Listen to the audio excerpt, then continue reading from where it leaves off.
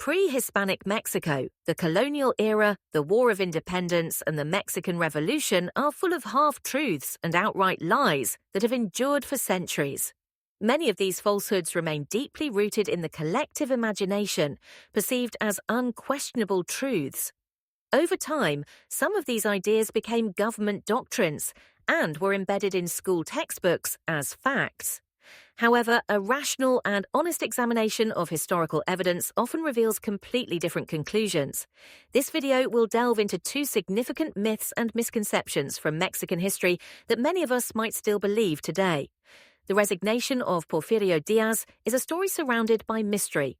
It's widely believed that Francisco Madero, a civilian with no military experience, was the key figure who managed to force Díaz to step down after 34 years in power.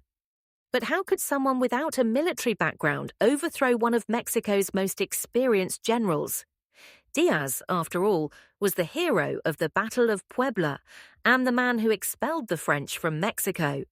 While it's true that many Mexicans had grown weary of Díaz's long rule, during which he granted national assets to his inner circle, the true cause of his resignation was far more complex. The United States played a pivotal role. By 1909, Díaz had strained relations with the US by refusing several demands.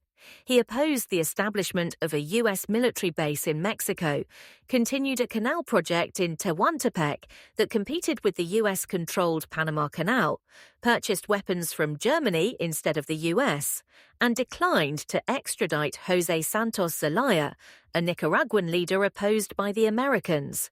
Frustrated, the US sent Sherburne Hopkins, a man known as the Lawyer of Revolutions, to support Díaz's opponents.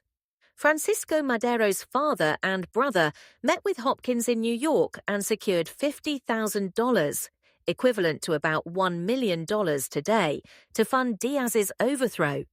From San Antonio, Texas, Francisco Madero issued the Plan de San Luis, acquired American weapons, and used US support to ignite the revolution.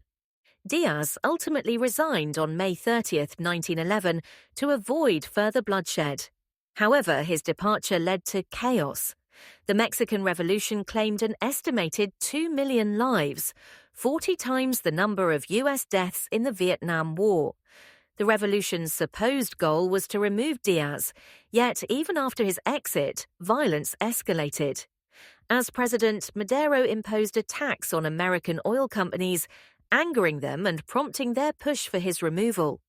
On February 18, 1913, Felix Díaz and Victoriano Huerta signed the Pact of the Embassy in the U.S. Embassy in Mexico City under the guidance of Ambassador Henry Lane Wilson, a friend of U.S. oil companies.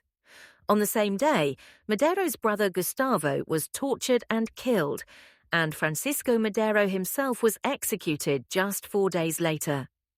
Another fascinating tale from Mexican history involves the belief in giants in pre-Hispanic Mexico. In the 16th century, Spanish friars documented accounts of massive structures and enormous bones, leading to speculation about a race of giants.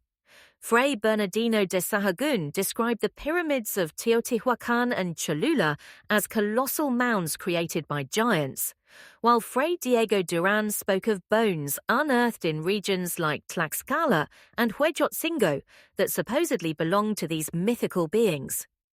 Despite these accounts, there is no evidence to support the existence of giants. The enormous bones described were most likely fossils of extinct megafauna, misunderstood by those who discovered them. The impressive architectural feats of pre-Hispanic civilizations, such as the pyramids, were the result of advanced engineering and not the work of mythical giants.